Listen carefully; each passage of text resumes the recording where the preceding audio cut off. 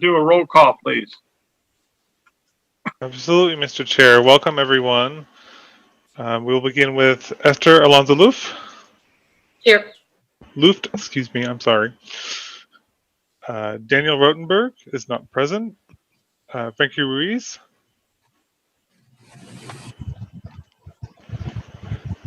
Lara de Sosa. Present. Robert Vernon. Here. Vincent Richter. I'm here. Peter Ehrlich. Here. Gary Milano. Here. Joe Roscoe. Present. Lynn Lewis. Here. Stephen Leitner.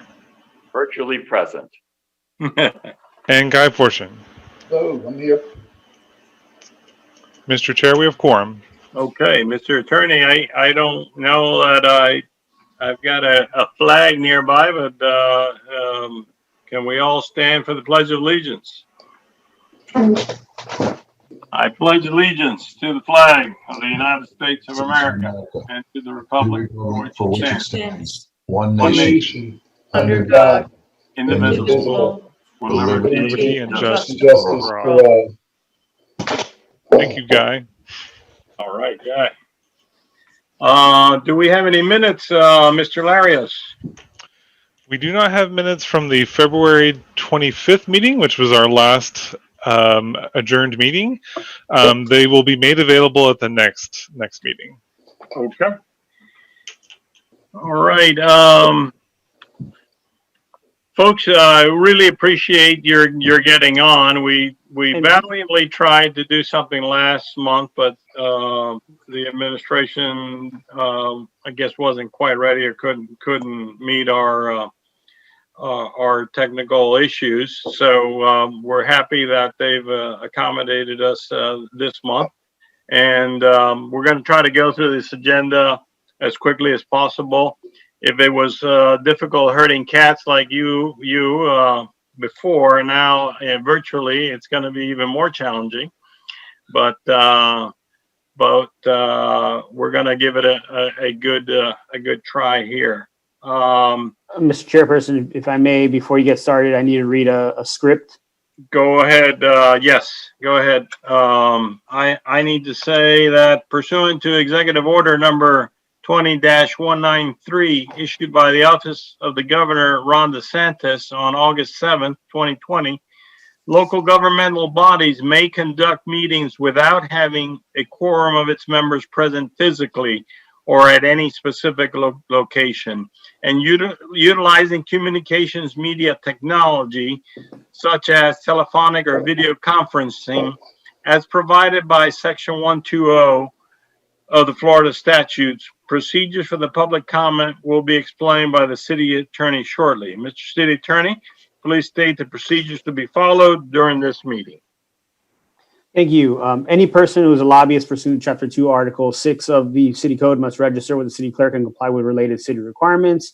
For lobbyists before appearing before the Virginia Key Advisory Board, a person may not lobby a city official, board member, or staff member until registering. A copy of the code section about lobbyists is available in the city clerk's office or online at www.municode.com. In accordance with Section 2-88, written notice for this virtual meeting was provided to the city clerk at least 7 days prior to this virtual meeting. The board has published an agenda as well as including the notice to the public, the items and the topics that will be discussed at the virtual Virginia Key Advisory Board meeting. Since this is a virtual meeting as authorized by the governor of the state of Florida, members of the public wishing to address the body may do so by visiting miamigov.com/virtual boards to submit their written comments via the online comment form. The comments submitted through the comment form, if any, have been distributed to the board members and board staff throughout the day so that the board members can consider the comments prior to taking any action. Additionally, the online comment form will remain open during the meeting to accept comments and be distributed to the board's members up until the chairperson closes public comment. Members of the public may also call 305-250-5352 to provide comments via the dedicated public comment voicemail. Individuals will be able to leave a 2-minute message that will be played during the virtual board meeting. The board also created a simple set of instructions explaining how the public may submit their comments with either option. Those instructions were provided in the notice to the public and published online at miamigov.com/virtual boards. All comments submitted will be included as part of the public record for this virtual meeting and will be considered by the board prior to any action taken. The board will accommodate any speakers desiring to appear in person at City Hall, subject to all applicable emergency measures in place to prevent the further spread of COVID-19. Speakers who appear in person will be subject to screening for symptoms of COVID-19. Any persons exhibiting any symptoms of COVID-19 will not be permitted to enter City Hall. All interested parties are required to abide by all state, county, and local emergency orders and are urged to remain at home and practice social distancing. Section 286.0114, subsections 4C of the Florida statute specifically authorizes the board to prescribe procedures or forms for an individual to use in order to inform the board or commission of a desire to be heard, to indicate his or her support, opposition, or neutrality on a proposition. The board, through its public comment options, has provided 3 different procedures and forms to indicate, among other things, his or her support, opposition, neutrality on the items and topics to be discussed at the virtual board meeting. The board provided information on how to submit its comments in the notice to the public and dedicated webpage. These public comment options established and provided for the virtual board meeting comply with Section 286.0114 and Section 120.54 of the Florida statutes. If the proposition is being continued or rescheduled, the opportunity to be heard may be at such later date before the board takes action on such proposition. When addressing the board, the member of the public must first state his or her name, his or her address, and what item will be spoken about. When the board takes action or votes on any proposition before it, it shall do so by a roll call vote, which shall be recorded by the board's liaison and included in the record. Please silence all cell phones and other noise-making devices. Any person with a disability requiring assistance, auxiliary aids, and services for this meeting may notify the board liaison. Please note, board members have generally been briefed by city staff and the city attorney on items on the agenda today.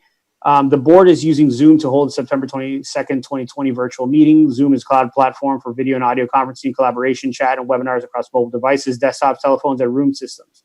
In order to ensure that the public has the ability to view the meeting, the board will broadcast the meeting, and the meeting can be viewed live on Miami TV at miamigov.com/TV, through the city's YouTube channel, and on Comcast Channel 77 for City of Miami residents. The broadcast will also have closed captioning. Additionally, the board has not selected a virtual platform that requires the public to purchase or download any additional software equipment to watch this meeting. Aside from the Zoom platform and that the participants will be appearing remotely, the public will have no discernible difference in their ability to watch the meeting. Mr. Chairperson, are you comfortable with the notice provisions set forth in these uniform rules of procedure that we have established for this virtual meeting?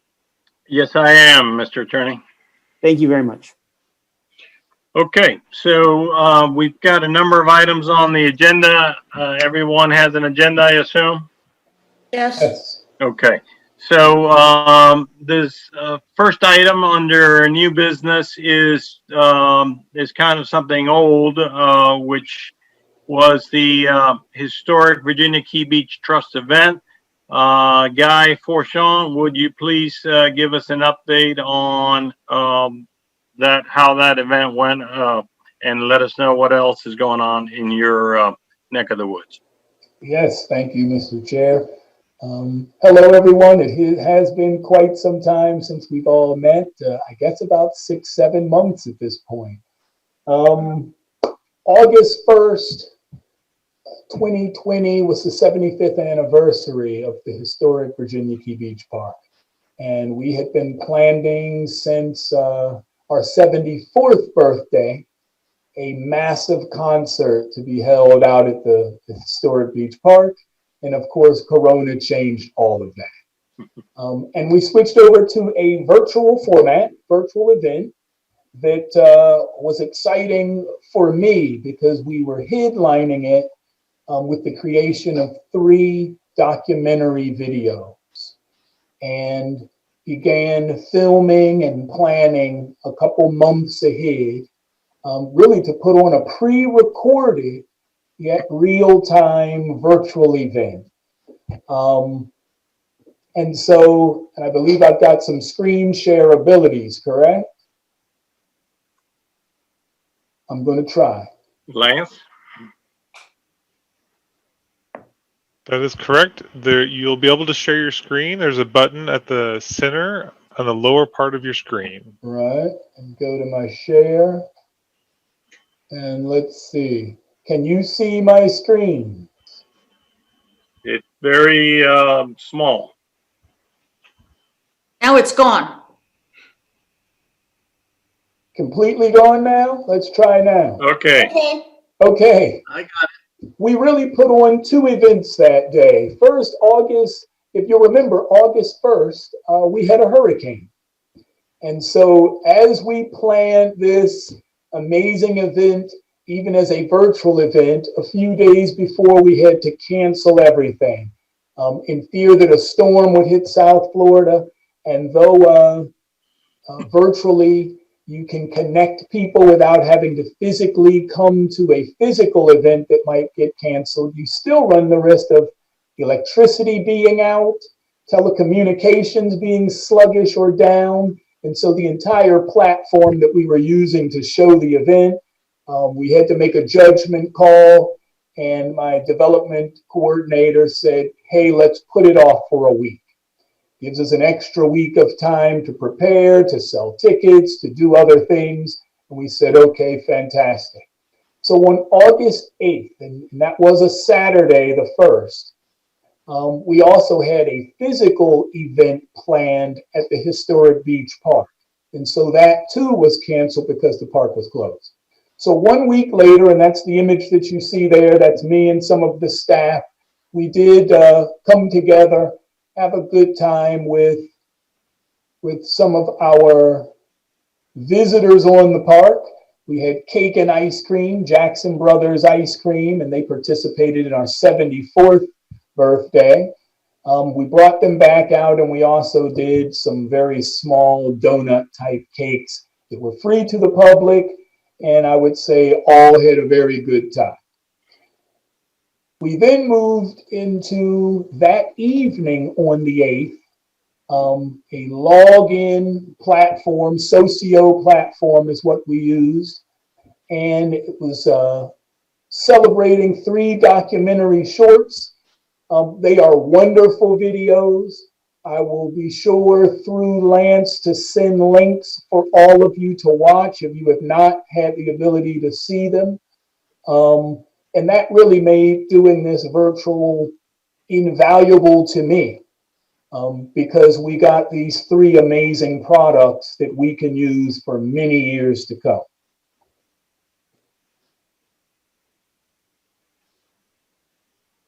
Oh, I think we've already gone through that one. Let's go here. This slider, and here are some of the folks that were involved in it, the entire show, if you could imagine.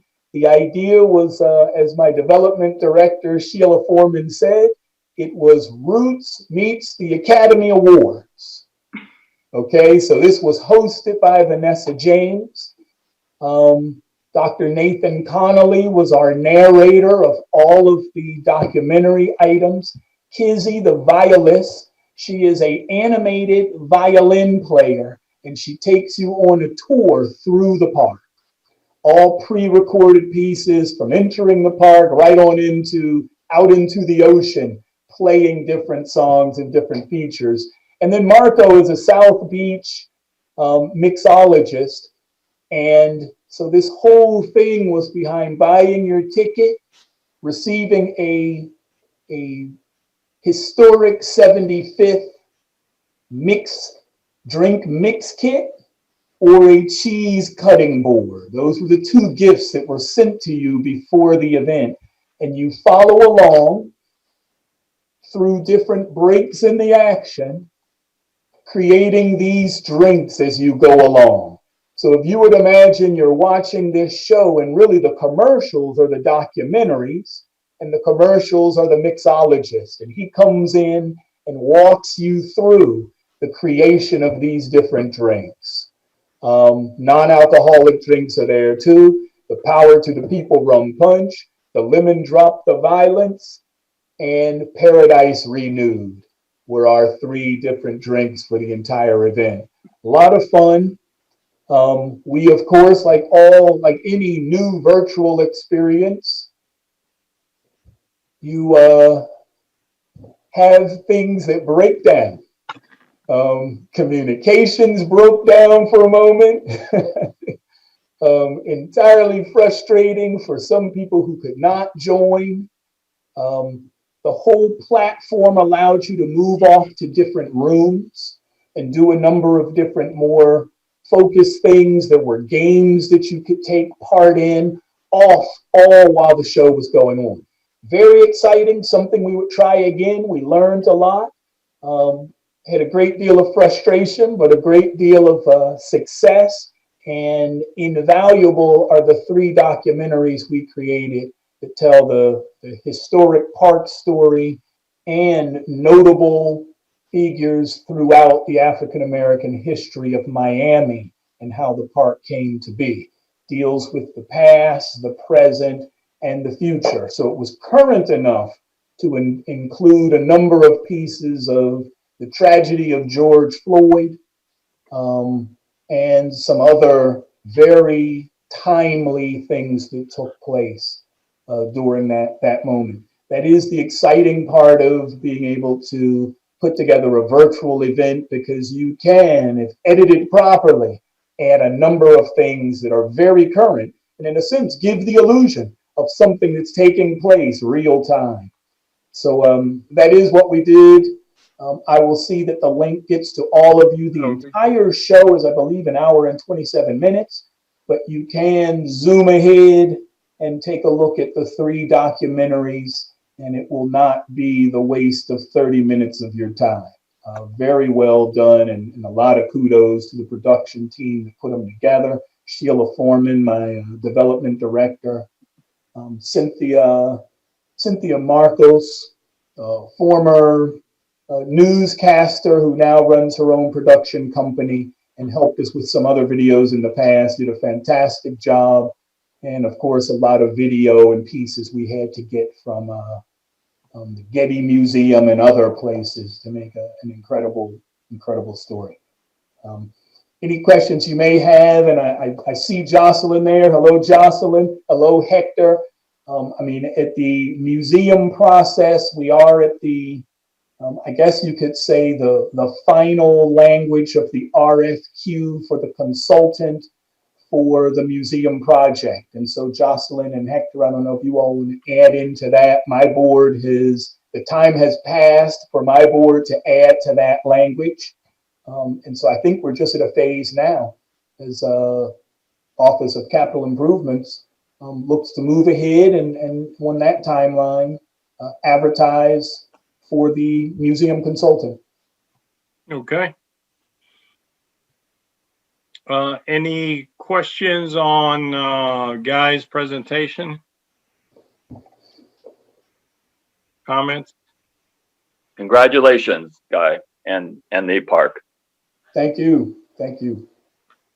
Sounds good, and we would appreciate getting the different videos. That could be very interesting to watch. So Lance, whenever you get around to that would be great. And Guy, maybe you could get this mixologist to come out to one of our meetings, and we could speed meetings along a little bit that way, huh? All I could say about the mixologist is if you did follow along with the drinks, the technical difficulties were soon forgotten. I don't know. David Snow there is chomping at the bit. He's looking like he's ready for one. Joe, can I ask a quick question? Yes, Peter. My question is for Guy. Regarding the museum, what is the budget figure that you're discussing in regards to the RFQ? That's probably better answered by Jocelyn and Hector, but there's $15.5 million in GOB funds and $5 million in convention development tax. The portion that would be spent for this consultant, really, I would have to leave to Hector and Jocelyn to say what percentage they may envision. This consultant would come on board and go through the entire, what would be a multi-year period of moving the project forward. So I would yield to the 2 of them right now. Jocelyn. Thank you. I can talk to that a little bit. Typically, percentages for a design like this are running 6 to 8%. Of a $20 million project, you're talking about, $1.5 million, $1.6 million. Thank you very much. Mm-hmm. And at that point, the programming of what goes into this museum, what's going to be there, what kind of revenue streams they're going to have, all that would be something that the consultant would come up with, right? Okay, Yeah, that's And the then- concept. Yes. Yes. okay. And then at some point, you bring it to the board and we can take a look at it, or if before that, I'm sure there'll probably be some workshops and people can get involved along the process, I would assume, right? Correct. There's community input into the process there. And then one more question. Sure. The proposed maybe $1.5 million fee, does that come out of the proposed 20.5 million? I'll answer that, yes. So it would come out of the gross figure that you mentioned earlier. Yes, it would. That's what's conceived right now. Yes.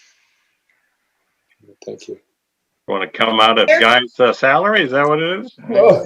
We could. Mr. Chair, Yes, ma'am.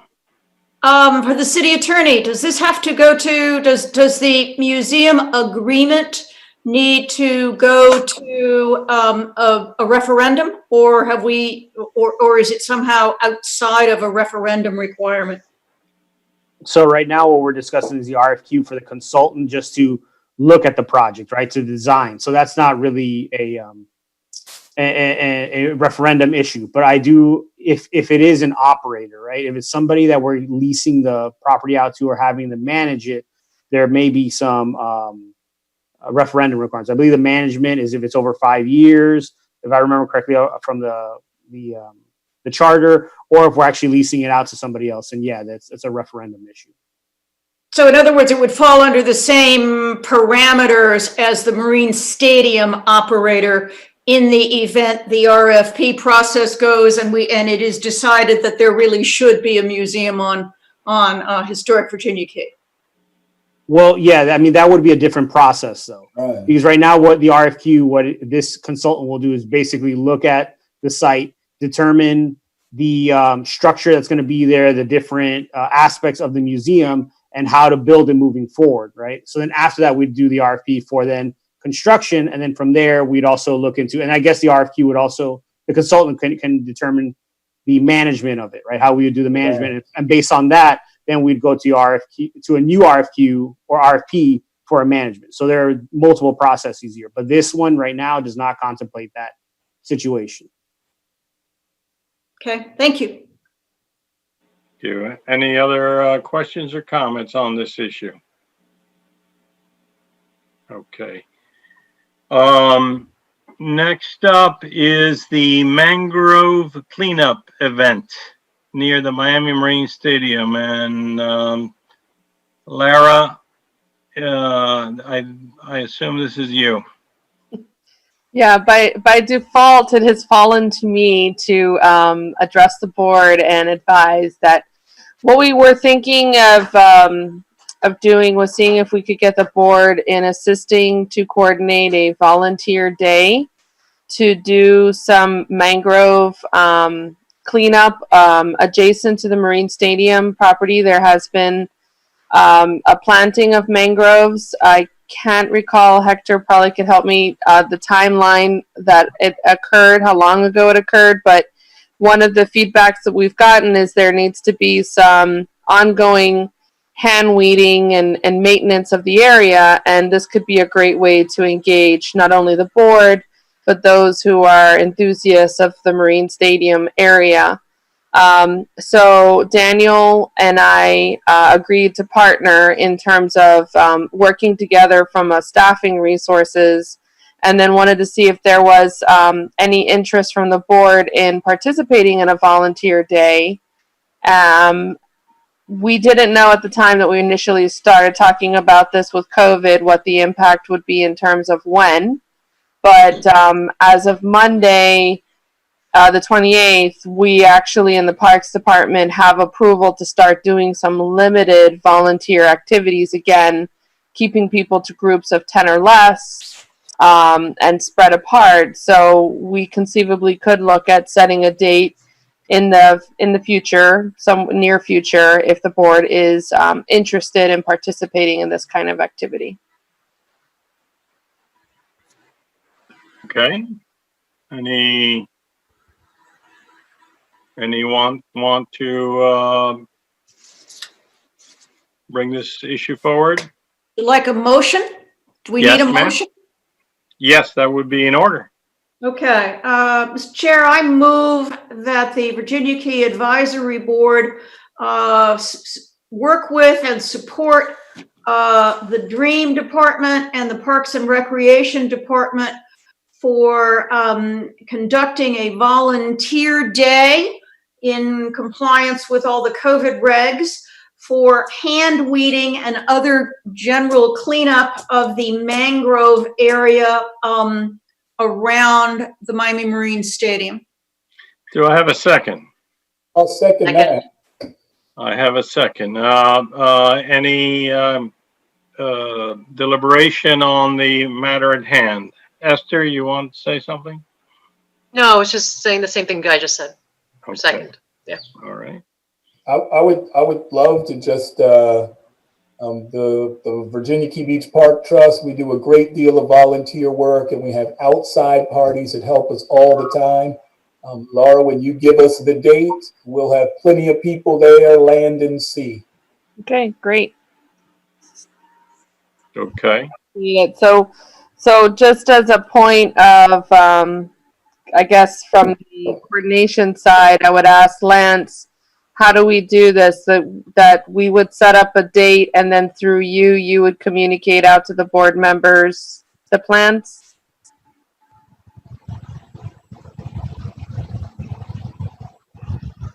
Lance, unmute yourself. Yeah, that would be the way you would do it. Okay. You can Okay. coordinate through me, yes. Okay, perfect. So I'll touch base with Daniel and we'll throw out a couple date opportunities there and probably even use some online sign up tools that we've been successful with for some other activities. But Guy, I appreciate you your willingness to help your power team, volunteer team, and I know Esther also has a pretty strong group as well. So Does. Yep, we'll share it out as soon as we get the details. We'll get them out. Exactly. awesome. Thank you all.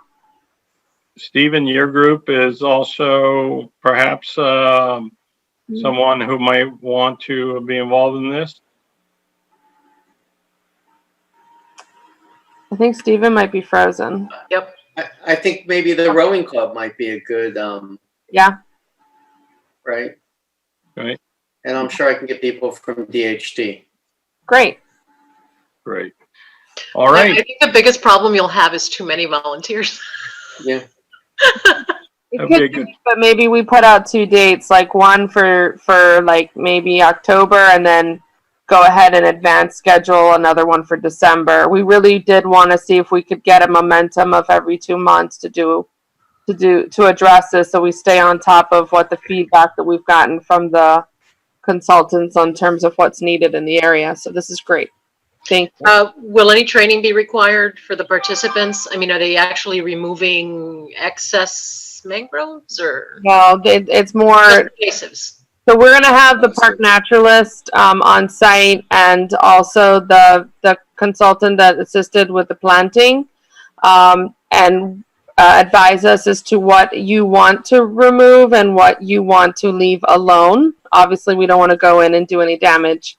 We want it to be a positive experience. So even if we need to, having like laminated cards that say "take this out," that kind of thing. Yeah, we've done a bunch of those, both with Gloria Antia and directly and, in coordination with Durham and so forth. So we definitely have resources we can lend in helping volunteers identify the correct items to remove. And maybe we can twist Gary's arm to take part in it. I think he knows a couple things about that. Oh yes, how could I forget? We have the best resource right there, Gary. That's because he's hiding behind the phone. Yeah. Yep. Great. So we'll follow up on that for sure through Lance. Thank you. Okay. Sounds good. Any other comments or issues?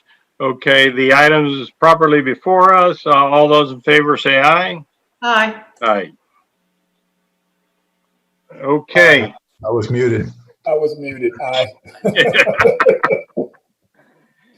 Oh, wait, do you need to do a roll call vote? Is that the deal, or does it matter on something like that? Traditionally, I would need to do a roll call.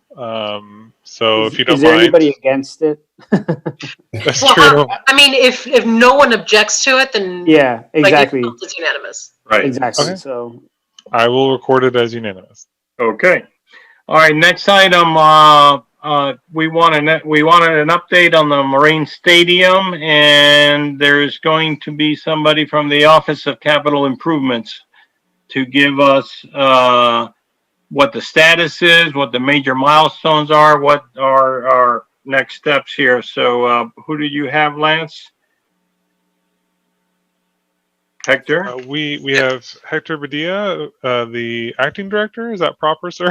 Interim director is the Interim the director. title. Okay. And Jocelyn, and I don't want to butcher your last name. I'm so sorry, Jocelyn. Gino. Okay. And one other question: do I need to promote any attendees to support you? Yes, Carlos Lozano and Jerry Marquez. Carlos is the project manager on the Marine Stadium, and then Jerry's our chief project manager, was involved in the mangroves, but has oversight of a lot of the projects and design. Okay, I have promoted Jerry and Carlos. You both now have the ability to share your video and audio, and you have the ability to share your screen as necessary. Okay. I will be sharing my screen here. And Okay, Hector, you're up. Can you guys see the screen now? Yes. Yes, we can. Okay, good. So Hector Badia, interim director. I'm here with, I think you've all been introduced now, Jocelyn and the team. Jocelyn is our project manager for the 16 projects we have in Virginia Key, and we're going to be presenting on 3 of those 16, the Marine Stadium, the mangrove restoration, and the Marine Stadium Basin Trail. The Marine Stadium Basin Trail, we also have our consultants, which is Tetra Tech, that they also need to be included here when we get to that point. Next slide. So just an overview of the projects on Virginia Key. We've grouped them into 5 groups.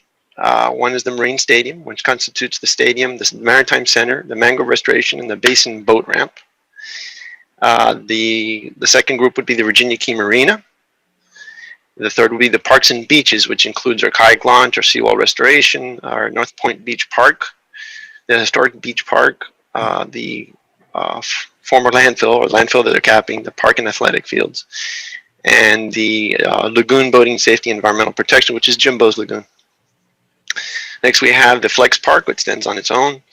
And then we have the Basin Trail Restoration, what we call trails overall. Basin Trail Restoration, the Rowing Club, Basin Walk and Visitor Center, Arthur Lamb Road Improvements, and the Trail Improvements and Pedestrian Bridge. So with that, I'm going to hand it over to Jocelyn. She's going to give a presentation on these projects. So thank you. thank you, Hector. Good afternoon, everyone. Again, my name is Jocelyn, and I've been working with the city since January of this year, so relatively new considering some of the folks that are on this call and who've been involved in Virginia Key. So it's really been a pleasure to learn more about these projects, and I'm going to try my best to transfer the information as much as possible, but I do heavily lean on Hector and Carlos and everyone else involved in these projects. So this is definitely a group effort. And so we're very excited today to talk about the Marine Stadium because it is really the focus of Virginia Key in a lot of ways and for many reasons. And so this is a project that is near and dear to a lot of people's hearts. And so we're excited to announce that right now we are in the permitting phase, or we're closing out the permitting phase and dry run process for this project. And so we anticipate that process to be completed by September, by the end of this month, September 2020. And what that's going to do is it's going to allow us to move into the next phase of the project, which is the procurement process for the general contractor, as well as then move into construction. But before we do that, there are quite a few steps and things that we want to share with you today and just sort of takeaways a little bit. And so we tried to keep everything as brief as possible. But if there's anything to remember from this project is that as we're going through these steps, we're continuously reviewing our cost estimation process and understanding of how much this project costs. We know that we have a pretty large budget for the project, and we're trying to make sure that all of the cost estimations that have been submitted to date by the architect are indeed accurate. And so we're going through that process of constantly reviewing the scope and the cost of alternates and whatnot. So that is an ongoing process in this project.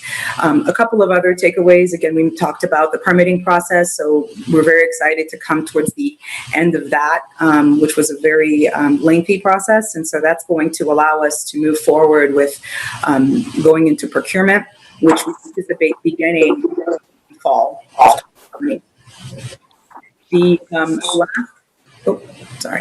The last bullet here that we would like to just bring up is the fact that we're also working with other city departments to try to mitigate and to address comments from zoning and planning. And so this is also a continuous effort that impacts this project. It is important to note that there are just various things that need to be ironed out before we can move full throttle into that next phase. So we just want to be very transparent with you on that.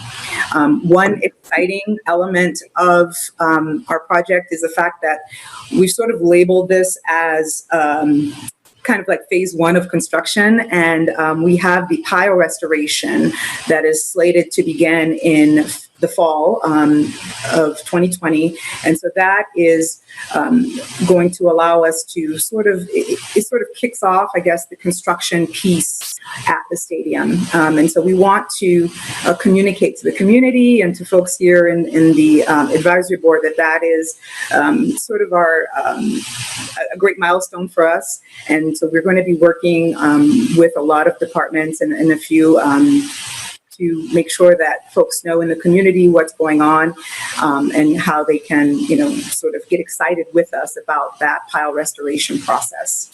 Can we ask you a question here? Yes, please. Sure. The pile restoration, can you elaborate a little bit more on that? What part of are you talking about piles that will go in the basin? What are we? I can answer that, Jocelyn. My name is Carlos Shoshana. I'm the project manager for the City of Miami Office of Capital Improvements for the project. The pile restoration that we're referring to are the in-water piles that are underneath that are supporting the actual stadium. So basically what it is they're going to encapsulate the existing piles and they pour concrete to reinforce them. So right now we have a job contractor working on the pricing and they're basically going to do sections of the stadium until all the piles are restored as per the structural engineer's recommendations. They're all in water, part of the stadium. Is that part of the estimated base project cost? Yes, it is. Okay. Mr. Chair? Yes, Lynn? A question, you mentioned that you're working with various departments, zoning and others, for some issues to be ironed out. Can you give us 30 seconds on what those issues, what the biggest issues might be? Any showstoppers? No showstoppers, but we basically, since the facility has not been used in many years, it was zoned for a certain type of use. And so keeping in line with code, we just basically need to remain compliant. And so that's what we're working on. So you're going to rezone it? What? No, it's not required. It's not a. No, it doesn't require rezoning. Basically what it is it's the Marine Stadium is in zone CS, and the use of assembly is not allowed per Miami 21 in CS zone. But it is something that we all know that the stadium was done for assembly and so forth. So we're working with Francisco from planning and with zoning. And basically, it's basically like an amendment to the code to allow for this. So we are in the process of working with them on that, and it shouldn't delay the project much. So to reiterate, the pile restoration requires an amendment. Is that what you're saying? David, can you shed some No, light? it does not. Sorry. No, the pile restoration is a separate permit process with Army Corps, FDEP, and so forth. We have that already set, so that can go through. It's just the actual restoration of the building in order to get a certificate of use that requires this zoning amendment. Okay. Or assembly. Okay. And could I add to that? Does the will your pile restoration also, and do you have like the chief resiliency officer, are they also signing off on the fact that this will be to meet the sea level rise and whatever other issues that might affect the stadium over the next 50, 100 years? Yes, we have consulted with them, and yes, the entire project restoration has taken into consideration sea level rise. Yes. Mr. Chair? Yes, Peter? Yes, I have a question on the material that the Jocelyn has on our screen. I thought the cost we were talking about for Marine Stadium was 40 to 41 million, and I'm seeing on my sheet $48 million. And this assumes a project that will have, looks like it will be a net loss on an annual revenue basis to the city. How did the number go to $48 million from what we've been told over the last 5 or 12 years? That's the current cost estimate from the architect and his estimating firm. We are validating that cost estimate, and we can come back later and validate. Once they're complete, we'll come back and present those numbers. But that's the current cost we have now. But didn't somebody tell the architect that the city only had 40 million to spend? We have been through a number of sessions with the architect, trying to reduce the cost. We've come up with some bid alternates to be able to take this to procurement, and those alternates can be considered at that time. So we really don't know what the cost is until we get the bid in. If you don't know what the cost is, why is he giving you this $48 million figure when we've been told all along the city can't afford to spend much more than 40 million, if 40 million? How did it get up to 48 million on this handout? Peter, that's the current scope, and his estimating firm, that's what he came back with. And that's at this point in time, if we wanted to reduce that cost, we'd be cutting scope of the project. Well, you have to work within a budget. The city has an annual budget, departments have annual budgets, Understood, Peter, understood. Remember, we have a set scope and a set budget for that, right? So we were trying to work within those two parameters. We don't have the scope here, but the $48 million figure seems incredibly irresponsible. Mr. Chair? Yes, Lynn.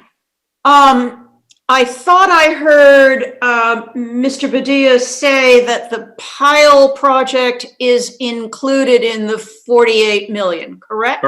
That's what Yes, I heard too. Yeah. Yes. And am I correct in remembering that the city received a grant from Find relative to the piles? Now, I don't know what about the piles. I don't know whether that's pile restoration or studying piles or whatever. But is there Find money? To Peter Ehrlich's point, is there Find money on top of the 40 million Yes, there are. earmarked that might eat into, that might be available to fund the 48 that the architect estimates? Yes, that's inclusive of all those funding sources, right? Yes, it is. So The 45 million you see is the the answer. identified fund to this point, inclusive of the fine projects. And so I'm sorry, I just minimized my screen. So on the slide here, so now everyone can actually see this portion. We talk about identified funding and we talk about $45 billion. And so within that, we include a number of grants and we include a number of other sources. And so that's to your answer, Lynn, that is exactly where those monies sit and reside. So you found 45 million, Yes, correct? you've identified, yes, So correct. you've identified 45 million, leaving in quotes only a $3,083,000 gap. Yes, based on the numbers as we have them today, yes. And we have, Okay. and currently we have, for the power restoration, we have, I believe it's $1.2 million from FIND for this portion, and we have an application for next year once this is completed for additional funding from there. So the shortfall would be less with those additional grants. Yes, so thank you for bringing that up, Carlos. Indeed, so these numbers are going to continuously roll to a certain degree as far as we move forward with applying to different grants and identifying different funding sources. So that is something to take note of, that there's this continuous movement going on here, with identified funding and what we have available for the project. What is the total cost of the pile restoration? I do not have. We don't have a final number yet. On Monday, the job contractor that's going to be doing that, which is Johnson Lux, was assigned by procurement department. They submitted their cost estimate to our job coordinator, and he's reviewing that right now. So I don't have the final number. Okay, what's the estimate for us? It's around $3.5 to $4 million. Okay, 3.5 to 4. All right. Joe, can you hear me? Yes, who's that? It's Vincent Richter. How are you? Go ahead, sir. Yeah, my notes going back to August 22nd show that it was a $45 million project, so I don't think we're that far off. I'd never heard a $40 million number. Okay, let's. I don't think that number's changed. Yeah. Yeah. Joe, real quick. Yes. The thing that always concerns me when any municipality mentions zoning amendments is what exactly, or do we know what amendments they're looking for to be able to find the solutions they need to, because this just says they need zoning, there's zoning conflicts that can result in construction delays. Are they going to increase the zoning on the property? Or are they going to add things that aren't there now? Because as of right now, there's zoning on that property that precludes adding certain things. And are these amendments going to erase those preclusions? Right. What exactly are they for? Yeah, if I could chime in on that. Okay, David? Yeah, so, no, it's a great question. And I think it's important to understand that it's not so much about a zoning change, but as a use allowance. And right now, place of assembly, which is a defined use in Miami 21, is not a permitted use in the park category, Miami 21, which is CS. So we need to facilitate that, right? I mean, this is a place of assembly, and we have other facilities throughout the city that have place of assembly in parks. I think Bayside's a good example, right? So it's something that we're working on. The planning director and the zoning administrator are working together on it, and we hope to have it quickly resolved through the process of a text amendment for Miami 21. Isn't the boat show, David, an assembly? It is, but that's actually that's authorized through a special use permit. I apologize. It's authorized through a special event permit. So it's temporary in nature. It's not a permanent operation, a permanent place of assembly. Okay, so in other words, it sounds to me like this zoning amendment would not require events such as the boat show or any other event that wants to come there to get a special use permit to bypass the zoning restriction that's on the property now? Right. So I guess to explain the special event process. So the city of Miami has a process in place where, during, special times, whether it's Art Basel or Boat Show or Ultra, they can request a special event permit, which is only permitted for a certain duration of time, right? Then after that certain duration of time, that event needs to pack up and move out. This is the change of use that we're working towards is more of a permanent fixed use to establish that the Marine Stadium will be permitted to allow place of assembly for obvious reasons. Didn't it already have that? The stadium itself, not the park or anything else that all the, any potential trade show or anything else can set up on? Or does the zoning change include the entire area? So the zoning change would permit, it would permit other permanent constructed facilities to be allowed that use. So in the event that I'm using the example of the museum at the historic Virginia Key Beach Park, if using it as an example, if that is assigned as a place of assembly for future events that they have there, that would be an allowable use. But again, this is for permanent facilities, not temporary facilities. And somebody asked the question about was it not in the past, but the actual stadium hasn't been in use for a long time, so that has also played in impacting this process to move forward. I'm sorry, I don't quite understand that. We've got the zoning issue and the non-use for decades. That almost implies, I don't know, ADA upgrades or something like that. I mean, what are the matters to be ironed out relative to the decades of non-use? So basically, the certificate of use expired in 1992 when Hurricane Andrew shut the stadium.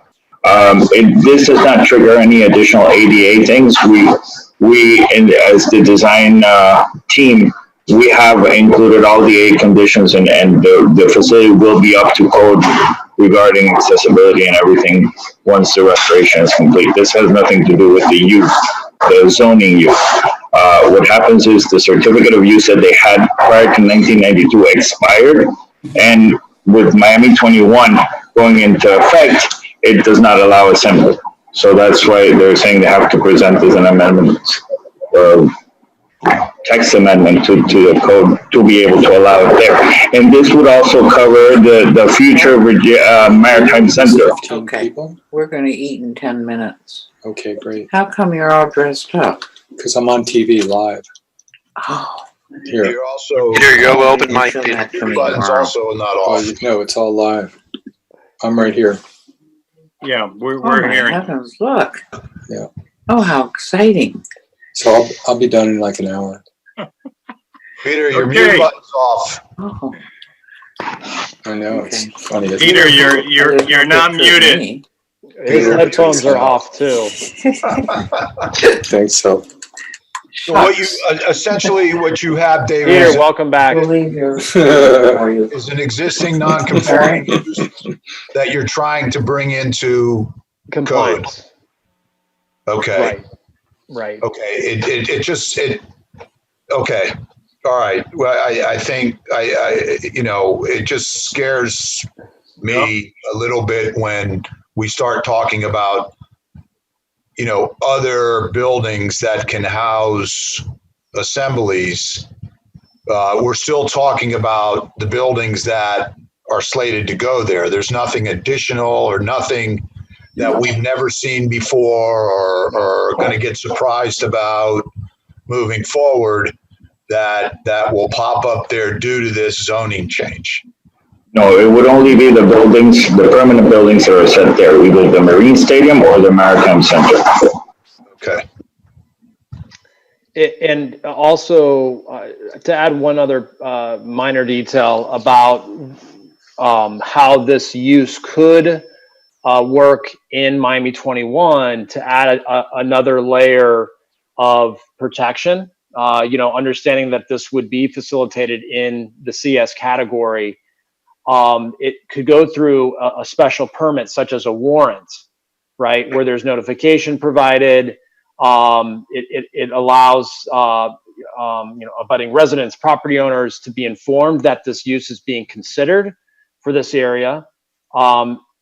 So keep that in mind. And if that were to be in place, that particular special permit would not further delay our current track of the Marine Stadium in its construction efforts. So we're also working with that in mind as well. Okay, just to clarify, Mr. Vernon's astute observation, at the end of the basin, you could not erect a 10-story hotel because of this zoning or use change. Right. So under the CS category, there's zero density allowed. So obviously, hotel units are counted as density. And that is not facilitated through the CS category. That would need an actual complete zoning change. Okay. All right. That helps. No hotel. Okay. We interrupted whoever was up with the presentation. Jocelyn. We'll continue. Yes. Okay, fantastic. Thank you. Now, the other project that we wanted to discuss a little bit, and this was actually in conjunction with the project, the community event that was discussed earlier, is the mangrove restoration. And so we've just provided a couple of slides. This project, someone asked a little earlier about the timeline. The actual planting of the mangroves at the basin site was completed in December of 2019. And so we have a couple of specifics on the project here and some images. So since the completion of that the planting of these mangroves, we were required by DERM to monitor the site for 5 years. And so the monitoring process requires quarterly review and reports of the site. And that's going to be for 3 years out of those 5. The last 2 years require biannual reports. And so that's why it's important for us to follow up on how things are growing at that site and make sure it is maintained. And this community event is really important in order to remain in compliance. So we've provided some pictures just to speak 1,000 words here. And so these were the images at the time of planting, right at the early in the first quarter of 2020. And then we have a few shots of a little bit more recent images taken earlier this week where there is, as you can tell, there is just a lot of invasives that have grown in the area. And this would be part of that process and that community event that we would like to coordinate in the next few months. Our next quarterly report is due in December. And so ideally, as Laura mentioned, we would like to maybe have one event, if we can coordinate it in October, and maybe another one towards the end of November, or beginning December before that report is due. That would be really, really, really helpful. Okay, can you also, as part of our agenda items, can you have the quarterly reports as an appendix to our agenda?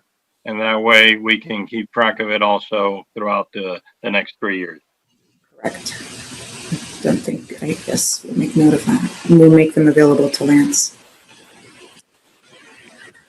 And with that said, that was the end of the presentation for the first two projects. I don't know if there are any questions about the mangrove restoration or comments. We just wanted to just do a very brief update and then pretty much spend the rest of the conversation with the third project, which is the Marine Basin Trail.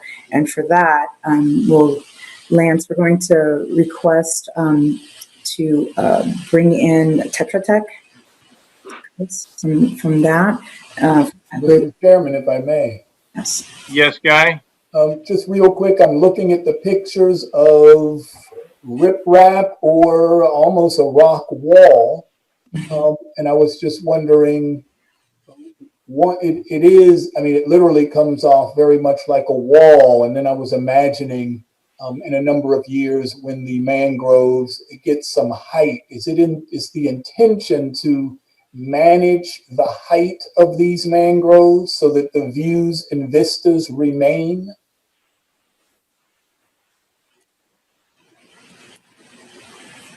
I don't know how to answer that question specifically, because I don't know if I'm not sure exactly what is going to be required because of the species.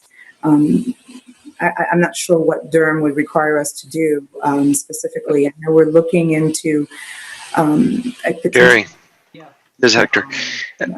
Could you talk about mango trimming and anything that's required here? Yeah. Sure. This is Jerry Marcus. I'm the Chief PM. So one of the things that's very important about the mangrove restoration was in the design and that we had to consider was really the survivability. So we considered two elements. One was that that rock riprap that we have in front of it to sort of help protect against not only really like wave action, which is one consideration, but also so that there's not a lot of vessels coming in, some of the kayaks, and have access from the water side. You also notice that right behind the mangrove restoration, we also have what the engineer called the coastal plant mix, which is also used to protect the mangroves from the bay walk, so you don't have a lot of people going maybe in bicycles or just being able to go through the mangroves and destroy them. The intent of the riprap, the rock riprap, is for it to be there beyond the 5 years, as it does provide for wave action control and protection for the mangroves. And the mangrove's height, is it envisioned to manage it so that the views remain? So the idea behind the mangroves, right? How can I say it? The mangroves, the idea, they're going to reach a certain desirable elevation, and that could be 5 feet, 10 feet.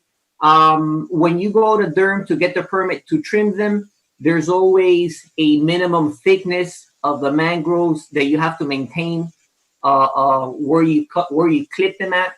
So it does get to a point where they do grow significantly. But that is how they also offer the protection against wave action, sea level rise, and so forth. Okay. Okay. This is Steve. What I'm seeing, I see the wall, I see the mangroves. I usually associate mangroves as shoreline vegetation. When does that come into play?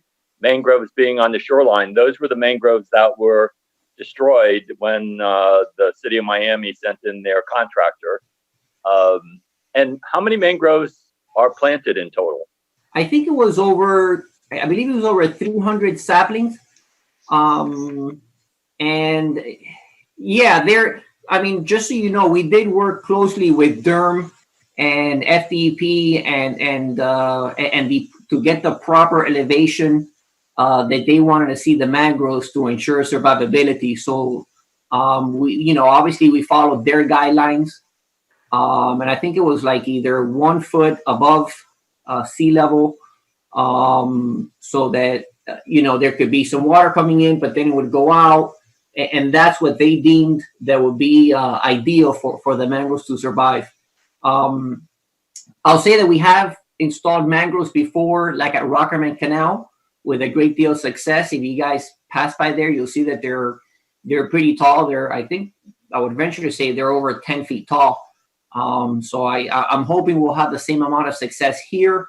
Again, as I said, the rock riprap is there to protect from the wave action. The coastal plant mix is to protect against the baywalk. We've also installed the fence out there to ensure that no one tramples over the mangroves during the boat show or any other event that's out there. Is this picture at low tide? I have no idea. Right now, I'll be honest with you, Guy. Let me see. Right now on my screen, I can't see anything. This picture was taken at random. I don't know what the tide level was at that point. It was just a site visit. We didn't record the time of tide. Okay, just seems like the shoreline's on the other side of that wall. But I will. Well, I think I follow you. There is, Jerry. Forgive me if I'm wrong, but there's actually a beach between the rocks and the edge of the water, right?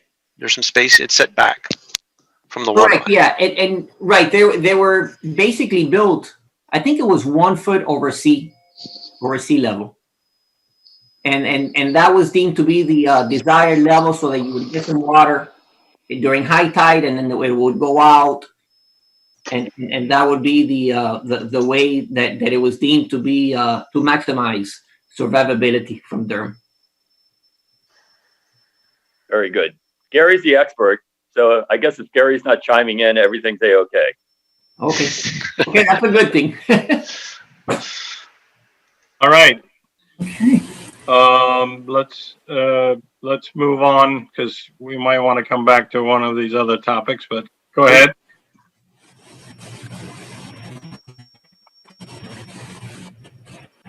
The last item, okay, so we have two items here, the Miami Marine Basin Trail and the North Point Beach restrooms and ocean rescue facility. Did I hear correctly? There is some delay on the North Point Beach restroom. Is that not ready to go? Yes, Chair. There's we would like to table the item for next board meeting. Okay. And you sure that we don't have to have some discussion about it at this point because nothing urgent is happening on this? We need to do a little bit more research on some items that we're discussing there in regards to the waste disposal system. So we would like to have those answers before we come back and give you the presentation. Okay, so we will table this item and have it lanced as one of our items for our next meeting. And then we do, Chair, we do have Tetra Tech here on the presentation of the trails. If we could promote them. On the Marine Basin Trail, let's go. Okay. Yes, sir. Who's up?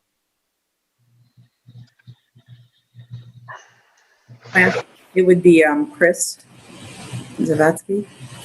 I don't know if he's promoted.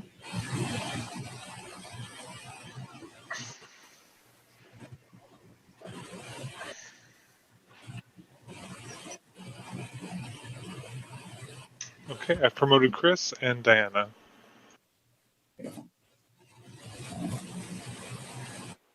Evening. Can you all hear me okay? Yes. I'm going to work my way around here and find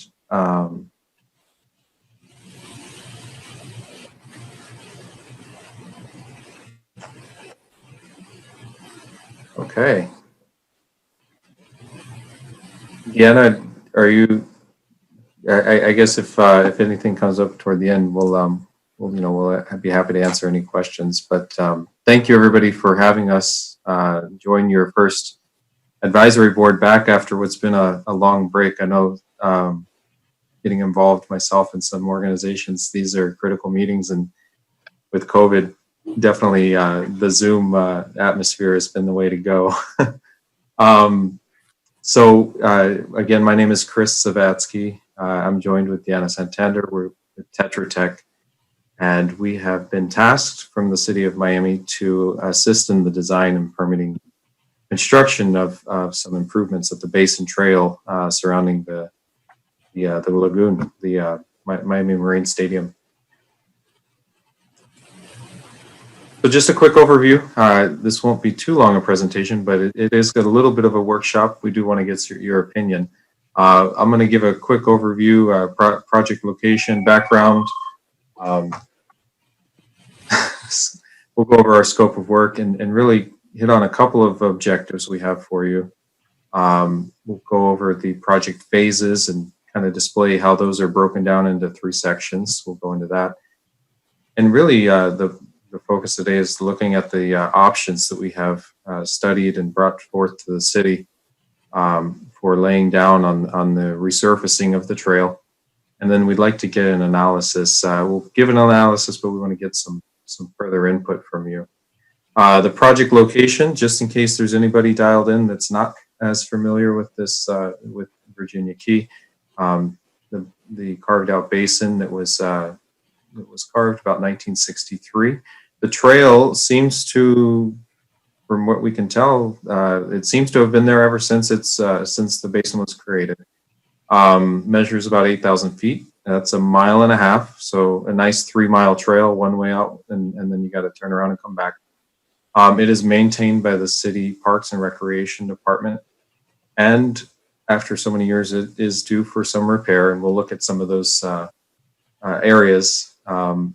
So Tetra Tech was tasked earlier this year with getting this started in design, and presently we're at the 30% design submittal. I mentioned there's a couple of phases. So phase 1 is the portion of the trail that starts at the trailhead, and that's the kind of the east corner, or rather north corner of the rowing center, the rowing club. And then that trail wraps around the basin edge all the way around the backside to the notch that's carved out, and that's where there's a seawall. I know there once was a stage that was docked over there. Phase 2 continues that trail all the way out to the viewing point where you'd see the Miami skyline. And it also includes a connection with Arthur Lamb Road. I know that was shown earlier in a slide that Hector had presented. But that connection is mostly viewed as a bridge over the wetlands, kind of like what you'd find in Highlands Hammock Park or in the Everglades National Park. There's a couple of grants that are being applied for from the Florida Department of Environmental Protection. So the scope of work that's come up, we are following, looking to support the Virginia Key Master Plan that was effected a little while ago now, 10 years. And so I mentioned that the trail is subdivided into some sections. So we'll look at those, but you can see some measurements here. The first portion being north of Mast Academy and the rowing club is that 400 linear feet. And then the trail turns into an asphalt pavement where it wraps all the way around to the notched area on the north side. Then the rest of that's a hardened earth. And we're looking to increase the access to that trail. It's a very nice, quiet trail today. I don't think a lot of people know about it. But just from being out there, I've walked it a couple of times. So we're looking to provide flexible open space on the eastern side of that recreational for public or recreational use, and to promote that varied public use of the site from the passive to the active and the island integration. The last piece that I touched on earlier is about that viewing point. There's a little bit that we're discussing there, and I'm learning as we go, but just looking to enhance or improve the viewing point of the trail. So here's the view, just a quick aerial view from a couple of years ago, almost. And I mentioned the 3 sections. Here we go, section 1, 2, and 3. Our objectives today is really to review the materials we're proposing for section 1 and 3. And just we'd like to confirm the surface restoration, or really milling and resurfacing of that existing asphalt that's there. Here are the options we've been studying for sections 1 and 3. These are products that have been used. Some of them you've maybe run across in downtown.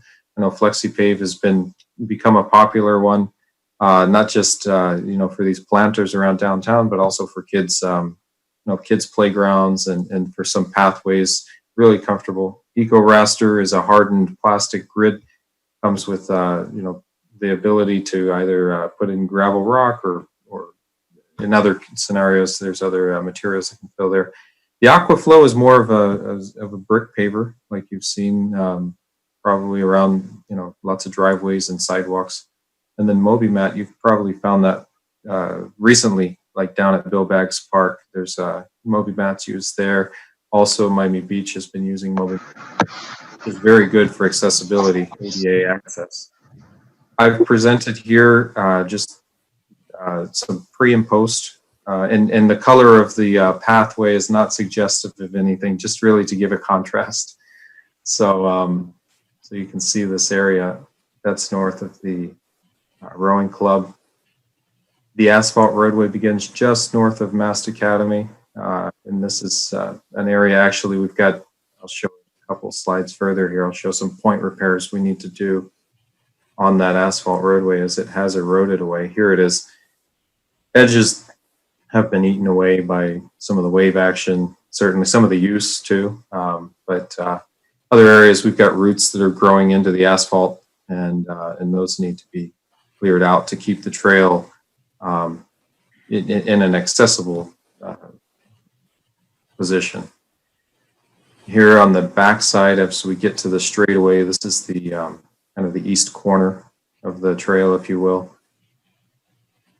And then this begins section 3, which is just north of the notch, continuing on. Now, this is a change in the width of the trail. The trail is generally 11 feet wide, and that largely follows the asphalt width. But when you get past the notch, the trail does narrow to about 7 feet. And so this is kind of some of the views from that point all the way out to the viewing point, which is very nice. Some of the materials that I presented a few slides earlier, the EcoRaster, some benefits. You can see the pros here, and we'll do some pros and cons on each material here. But you can see the the recycled material. You'll find that with several of the products here.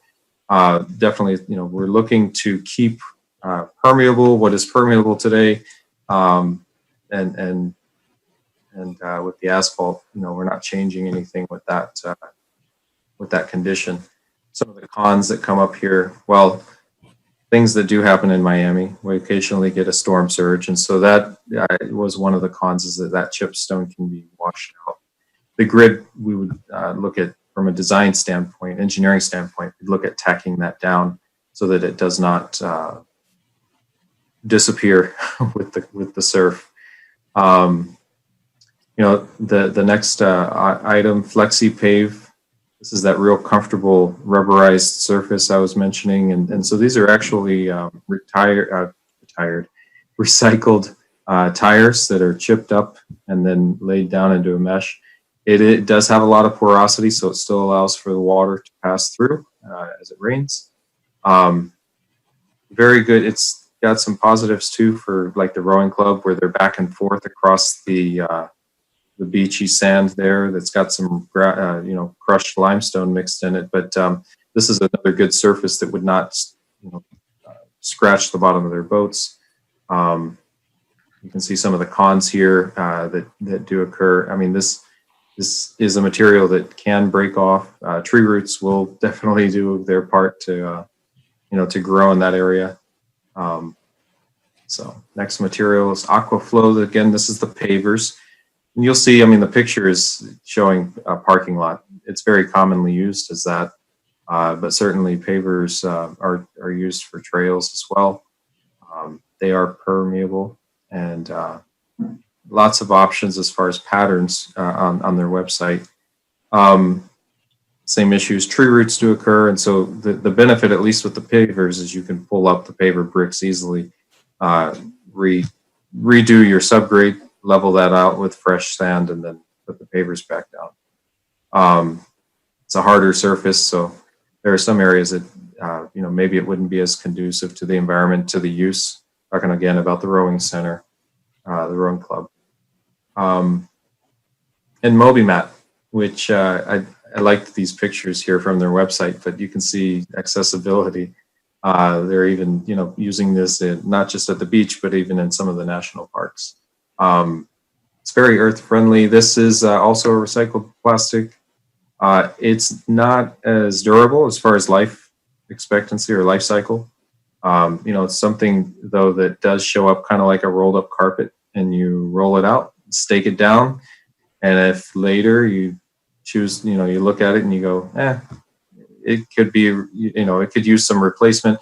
That life is usually about 5 years, maybe 10 years, and then easily you can replace that. It's generally a low cost item, which is good. And as far as labor to install it and maintain it, it's pretty easy. The last option, and this really talks about section 2, that's the hook in the trail, is resurfacing the asphalt. Very commonly done. A lot of contractors around South Florida are very comfortable with asphalt and working with it. So from a price standpoint, that shouldn't be too bad. There is another option which is set on section 3, which is the finish of the trail, the 7-foot wide portion out to the viewing point.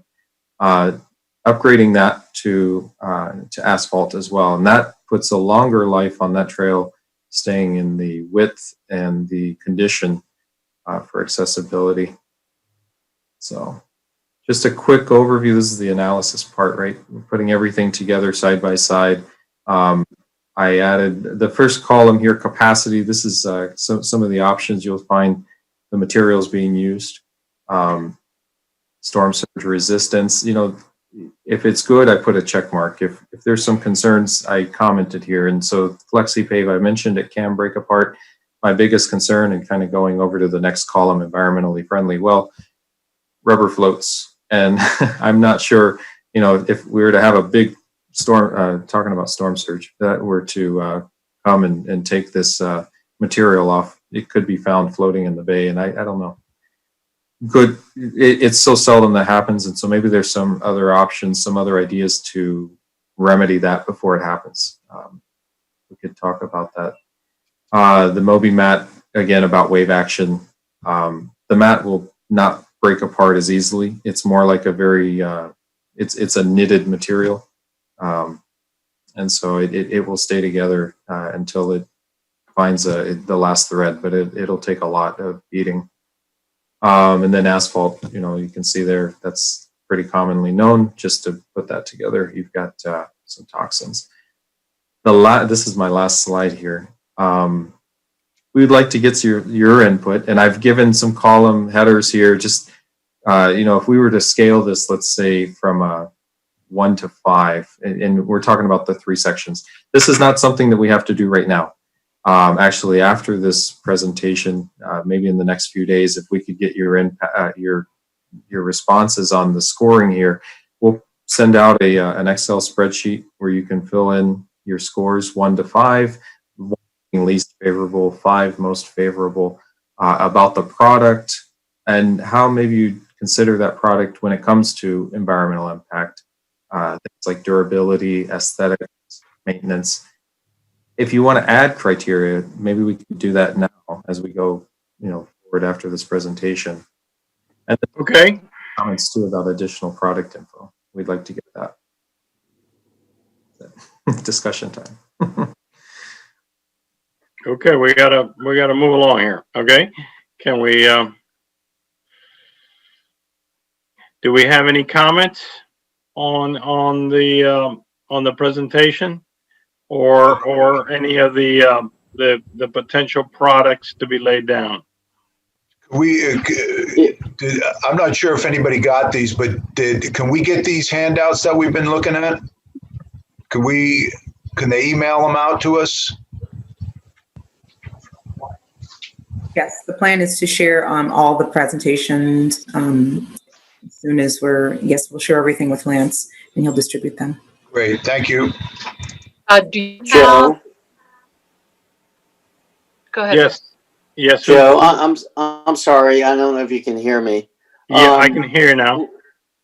When we renovated some of the trails at Vizcaya, some of the pedestrian trails, and we used a mixture. I forget what they called it. It's kind of like the trails on a golf course for a golf cart path. I think they called it chit or something like that. And it's relatively inexpensive and it lays down, it kind of locks in. And I don't know if anybody consider that. It's very natural looking. It's not like asphalt, easy to walk on, easy to run on. And just, I didn't know if anybody considered something like that. Can you spell that product name? I heard something, but I just want to make sure. I think it's spelled something like CHIT, not to be confused with a similar spelling, but I think they actually, I would have to check with my project manager, but I think we actually sourced it or found it somewhere. And it's granules of a certain type of sand that kind of lock into each other and it kind of hardens. You see it a lot on golf courses where on golf cart paths. And I don't know how it held up at Vizcaya. It's been probably 10 years, but they were very impressed with it. In fact, they wanted us to find it because they didn't want to use asphalt or anything unsightly. They wanted to look very natural.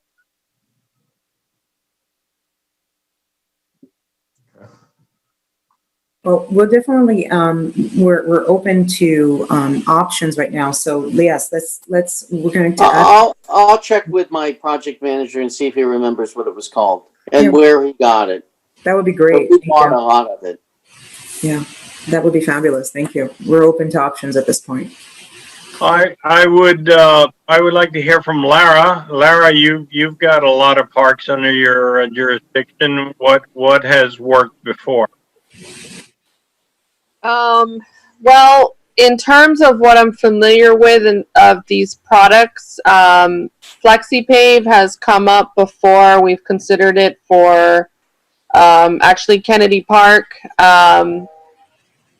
And that we're moving in the direction of something. It's either FlexiPave or something exactly like FlexiPave that was on contract, and that's mostly because of the give feature that a lot of people like when running. The MobiMat, we currently use it for beach access. My concern with the MobiMat that I discussed when we had an internal discussion is just the long-term viability and maintenance of it. When you look at the little grid that we saw before, it has the least durability or longevity of all the products. 5 to 10 versus the others being in the 20. And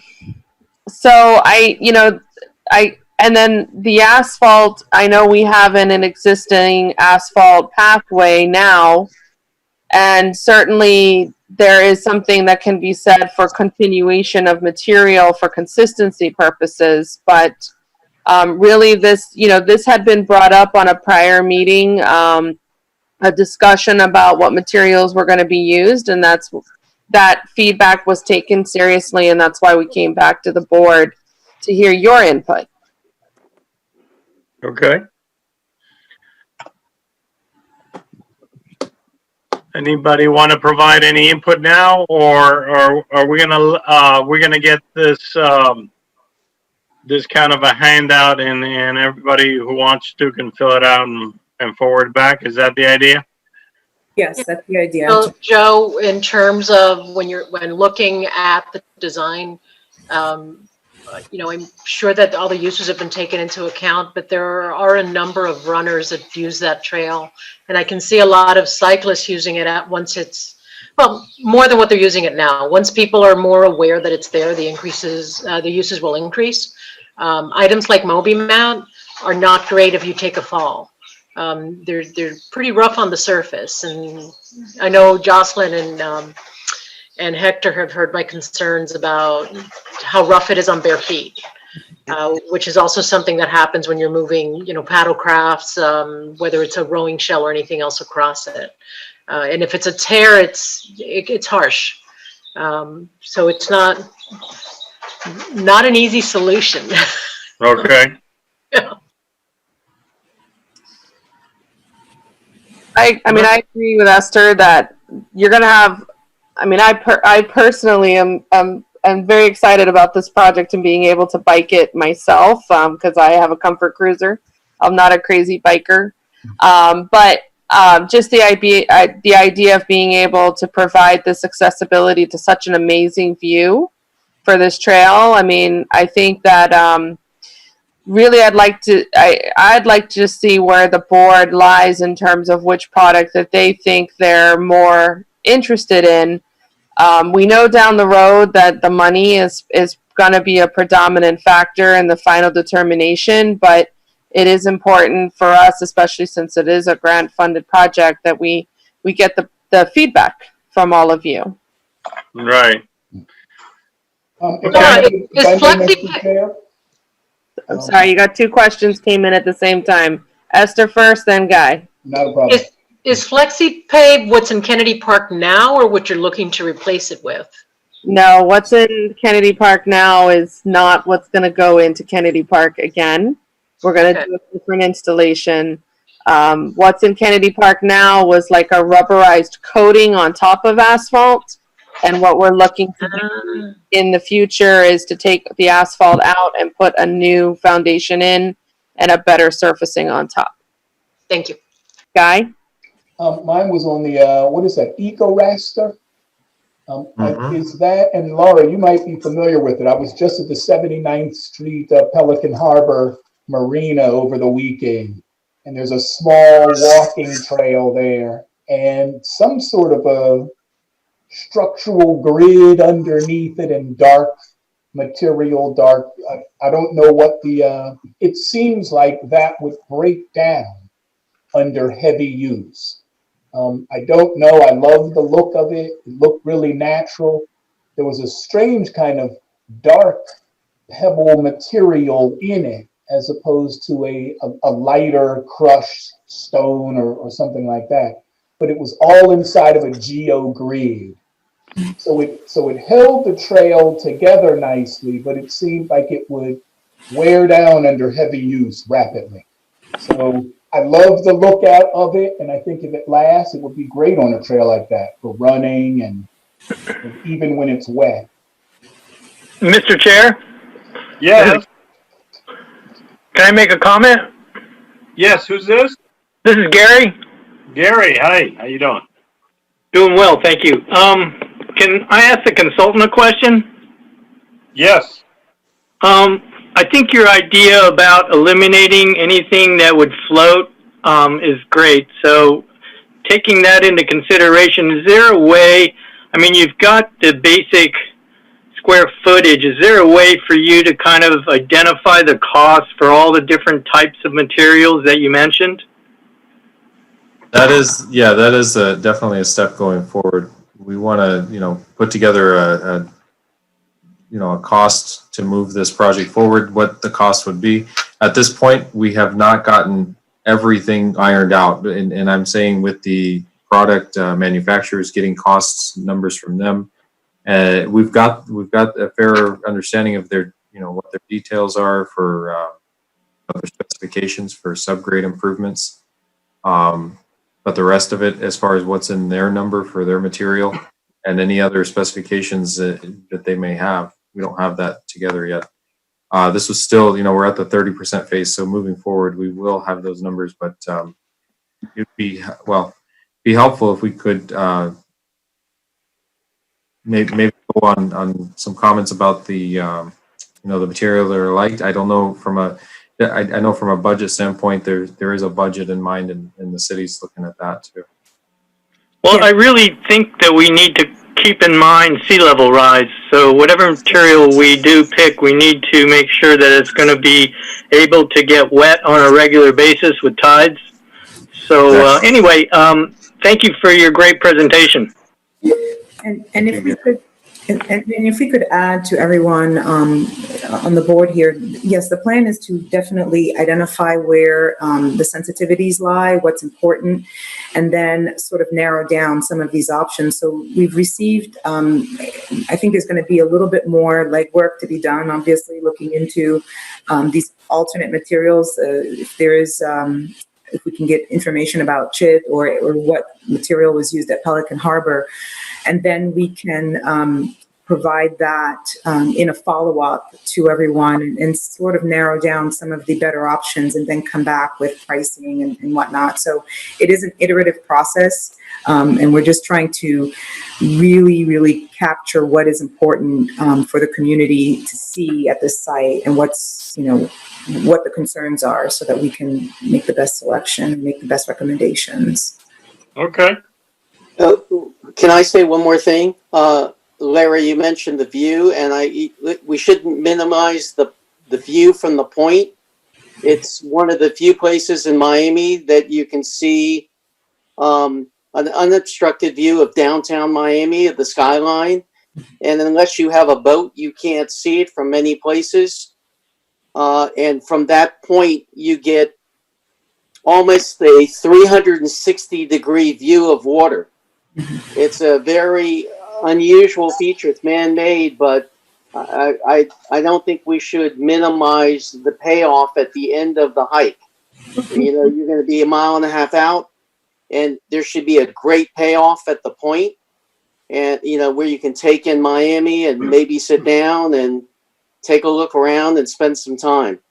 Okay. Because the general public never gets to see that view unless you're standing on the bridge. It's really the only place you get to see that view. Yep. Mr. Chair, unless you live on one of the islands and you've got, a $15 million house.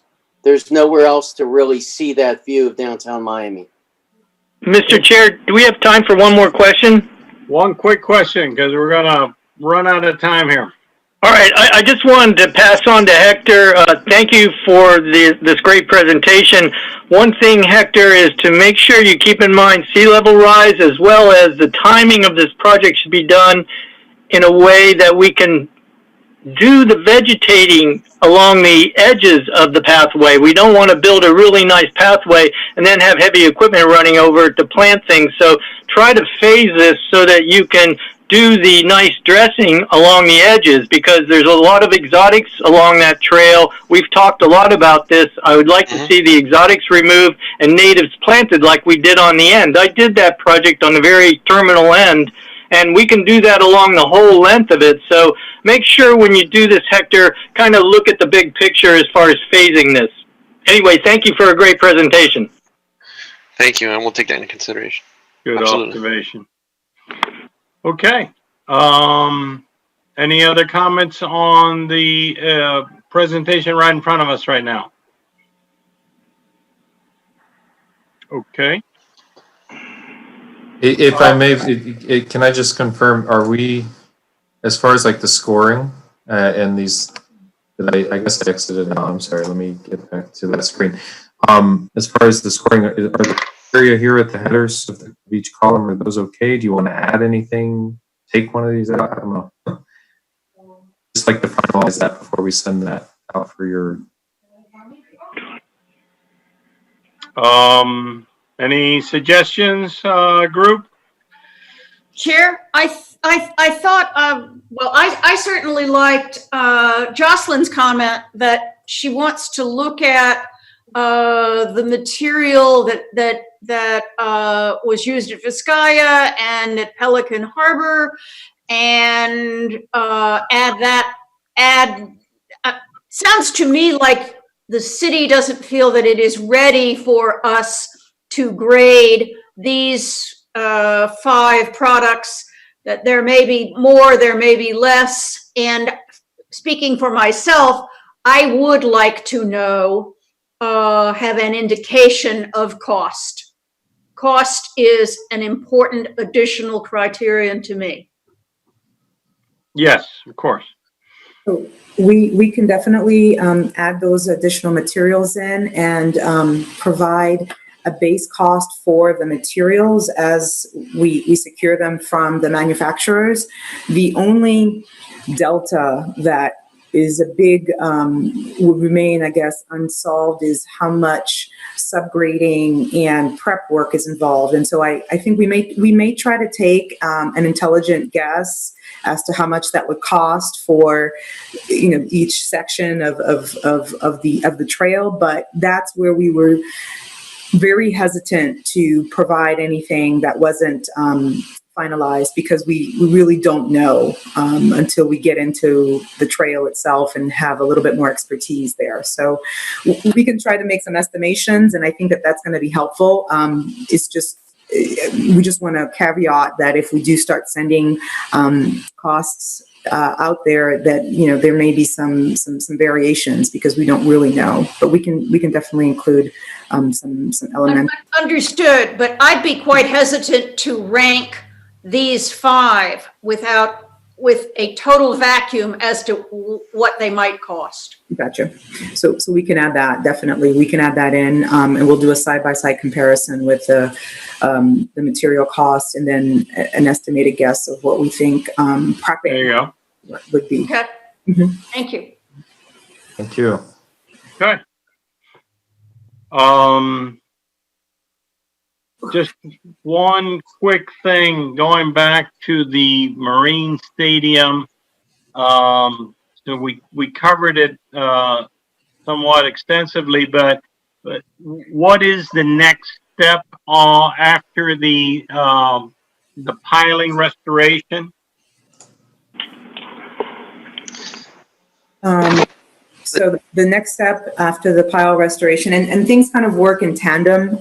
We need to go through the procurement process to bring on board the general contractor. And so that's a pretty lengthy process for the city. And so we're getting ready to go through that. And that's going to actually begin also in the fall. So it's not that they don't follow each other. We're working in tandem. So there is, that's the next step. Okay. All right. Any other questions or observations before I think we can start wrapping up here. Mr. Chair, just if I may, I just wanted to be clear on the record that we didn't receive any public comments via the voicemail or the online comment form. And Lansing confirmed that. I don't believe there was anybody at City Hall. So I just wanted to keep it on the record that there were no public comments for this meeting. Okay. That's correct. There was no public comment on the voicemail or the website or any other sources that we were afforded. Okay. All right. Anything else before we adjourn? Next meeting is scheduled for October 27th. And just as an update for the 27th, we are waiting to hear whether the governor will extend the order. In the event that he does not extend the order, what is anticipated is to do a hybrid model, but what is required would be that the board members would need to physically meet in a specific location to establish quorum, because that is what the executive order allowed for us to do, to have virtual quorum. So if that is not extended, we have to have a physical quorum. So just letting you know, if it's not extended, then the next meeting would be in person for the board members. At some facility of the cities. Yeah, at some facility that would allow for appropriate social distancing. I know that City Hall has been retrofitted with plastic screens and different items, but we'd have to just make sure, because this is a large board. Okay.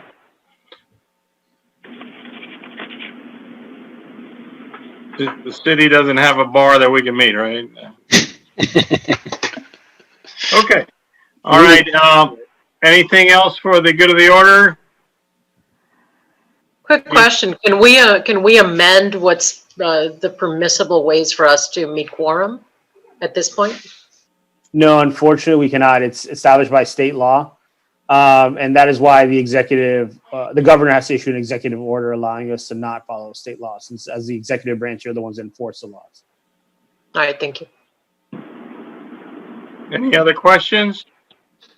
Any other issues before, if you have an item that we need to put on the next agenda, go through Lance and he and I will confer on that. So, and at the city, whatever else needs to come before us, could you also start working on that?